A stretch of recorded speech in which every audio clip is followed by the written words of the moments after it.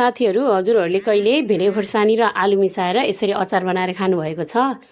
खानुभएको छैन भने चाहिँ मेरो भिडियो हेरेर बनाउन ट्राई गर्नुहोला अनि बनाएर खानुहोला। एकदमै मिठो हुन्छ। सुरुमा मैले यो सानो आलु लिएको छु, जस्तो आलु भए पनि हुन्छ। यो सानो आलुलाई चाहिँ मजाले काटेर बोइल गरेको आलुलाई मजाले काटेर राखिदिएँ। अनि यता क्याप्सिकमलाई चाहिँ मजाले काटेर यसको चाहिँ भित्रको यो बियाहरूलाई चाहिँ फालिदिनुपर्छ। अनि क्याप्सिकम र खुर्सानी मिसाएर काटेँ। यसलाई चाहिँ कराईमा तेल बसालेँ अनि मेथी फुराएँ। अनि यो खुर्सानीलाई, यो दुईटै खुर्सानीलाई चाहिँ मजाले फ्राई गरिदिएँ। एकछिन फ्राई गरिसकेपछि चाहिँ अलिअलि हल्का यो डाम बसे जस्तो हल्का तारिए जस्तो हुन्छ। अनि त्यसपछि यसलाई चाहिँ यसको मसलाहरू राख्नुपर्छ। नुन, बेसार, अनि धुलो खुर्सानी, अनि त्यसपछि तिलको छोप, अनि मैले चाहिँ आलसको छोप, तिलको छोप दुईटै चाहिँ युज गर्ने गरेको छु अचार बनाउँदाखेरि। अनि यो आलुलाई पनि राखिदिने अनि मजाले यसलाई चाहिँ एकछिन चलाइदिने।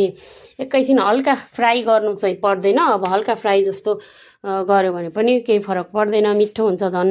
अनि यो सबै धुलोहरूलाई राखेर, आलस तिलको धुलोलाई राखेर एकछिन चलाइसकेपछि चाहिँ अचार बन्यो। अब माथिबाट कागतीको रसलाई मजाले निचोरिदिने। यतिको भइसकेपछि एउटा भाँडामा खनाएर, बाउलमा खनाएर राखेको छु मैले चाहिँ। हेर्नुहोस् त, यस्तो मिठो हुन्छ नि यो अचार।